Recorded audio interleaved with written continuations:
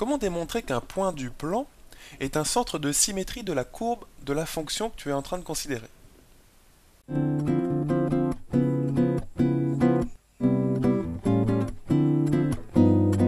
Bonjour à toi et bienvenue sur Staromat TV.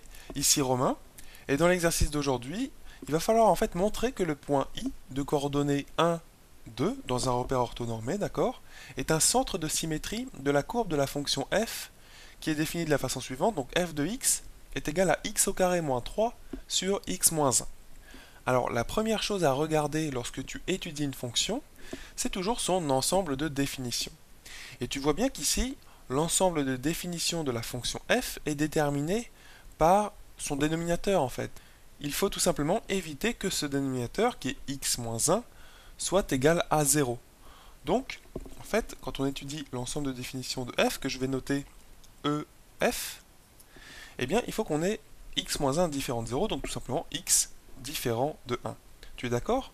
Donc, l'ensemble de définitions de f, c'est tout simplement égal à R, l'ensemble des réels, auquel on soustrait le nombre 1, enfin l'ensemble constitué du nombre 1. Donc, moins, alors quand on est dans les ensembles, le moins il est toujours penché, comme ceci, moins l'ensemble constitué du nombre 1. Voilà, ça veut dire tout simplement que tu enlèves à l'ensemble des nombres réels le nombre 1. Ça se note aussi tout simplement moins l'infini jusqu'à 1 exclu, d'accord, union 1 exclu plus l'infini. Voilà, c'est exactement la même chose. Donc là, on a bien déterminé ensemble l'ensemble de définitions de la fonction f. Alors maintenant, il va falloir démontrer que le point I de coordonnées 1, 2 est un centre de symétrie de la courbe de f. Alors déjà, tu peux penser peut-être qu'il va s'agir de résoudre cette question d'une manière géométrique, d'une manière graphique quelque part. En fait, non. Plutôt que ça, il va falloir que tu démontres ceci analytiquement, c'est-à-dire en utilisant finalement les expressions, enfin l'expression f de x. Tu vois, il va falloir démontrer ceci avec le f de x et avec des calculs, plutôt que géométriquement. Alors comment on va démontrer que ceci, que le point I donc de coordonnées 1, 2 est un centre de symétrie de la courbe de f? Alors déjà, première chose de laquelle il faut s'assurer, c'est que l'ensemble de définition de la fonction f est lui-même symétrique quelque part par rapport au point I. En fait, à l'abscisse du point I qui est ici 1. En fait, il n'y a pas de problème puisque cet ensemble-là est bien symétrique par rapport à 1. Tu vois, il y a autant de nombres, entre guillemets, à gauche de 1 dans cet ensemble de définition de f qu'à droite de 1. Donc ça, c'est une première quand même précaution à prendre avant de se lancer dans la démonstration analytique de ceci. D'accord? Donc ça, je te l'ai dit oralement, cette chose-là. Maintenant, comment on va démontrer ça? Et en fait, il va falloir considérer deux quantités. Et les quantités qu'il va falloir considérer sont les suivantes. Donc f de 1 moins x, d'accord, et f de 1 plus x. Alors, on va regarder très rapidement sur un schéma comment il va falloir étudier ces deux quantités et lesquelles elles sont déjà avant de les étudier. Et lorsque tu vas calculer les deux images de ces deux nombres 1 moins x et 1 plus x par la fonction f, donc f de 1 moins x et f de 1 plus x, il faut aussi que tu aies x qui soit positif. Avec x donc un nombre positif. Alors, je vais tracer très rapidement un repère orthonormé, d'accord, donc deux axes, pour te donner une idée de pourquoi il faut considérer ces deux nombres dans la démonstration, d'accord? Donc, deux axes x, y, comme d'habitude, d'un repère orthonormé, dans lequel tu pourrais tracer la courbe de f. Très bien. Dans ce repère, on peut également placer le point de coordonnées 1, 2, c'est-à-dire le point I. Donc je te propose de le faire tout de suite. Si tu mets l'unité ici, voilà, donc 1, 1, sur l'axe des abscisses, sur l'axe des ordonnées, et on va placer le point I. Donc il est de coordonnées 1 suivant x et 2 suivant y. Donc il est ici. Alors maintenant, considérons ces deux quantités, f de 1 moins x et f de 1 plus x. Alors, moi je vais prendre tout simplement 1 moins x, donc ici par exemple. D'accord? Alors, ça veut dire que entre 1 moins x et 1 ici, tu vas avoir la quantité x, qui, je te le rappelle, est positive.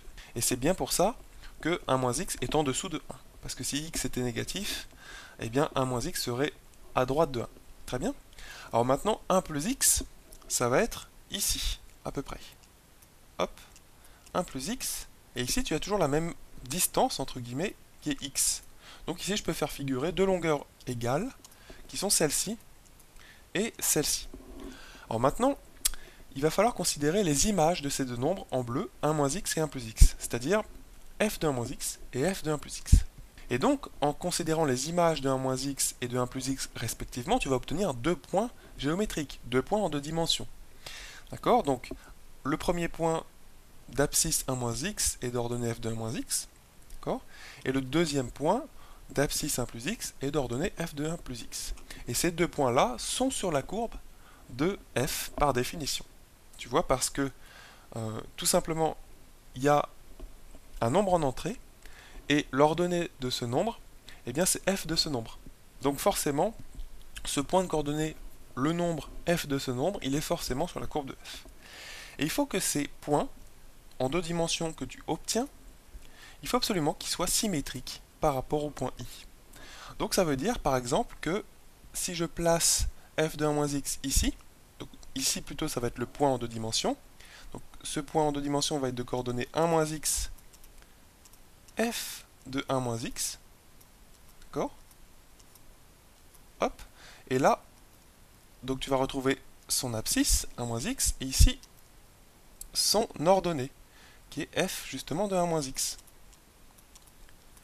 Alors, de quelle façon il faudrait placer le deuxième point géométrique, enfin le deuxième point en deux dimensions, dans ce repère orthonormé, d'abscisse 1 plus x, donc forcément sur la droite verticale passant par ce point-là, et d'ordonnée f de 1 plus x.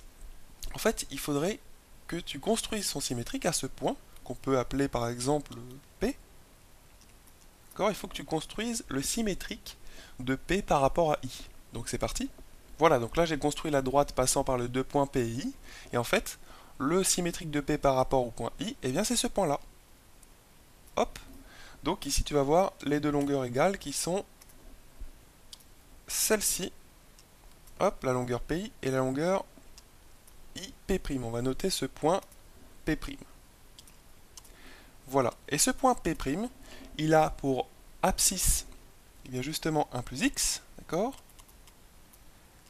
Et pour ordonnée, f d'un plus x. D'accord? Donc ici, tu vas obtenir 1 plus x. Ça va être vers 1 ici. Donc f de 1 plus x. Voilà, donc là je t'ai dessiné deux points, le point P et le point P', qui appartiennent à la courbe de la fonction f. D'accord? Et il faut absolument qu'ils soient placés comme ceci, parce que comme ceci, il vérifie bien la symétrie par rapport au point I. Et en fait, pour effectivement démontrer que le point I de coordonnées donc 1, 2, d'ailleurs je peux le mettre de coordonnées 1, 2, est un centre de symétrie de la courbe de f, il faut que ceci, ça marche pour tous les points de la courbe de f.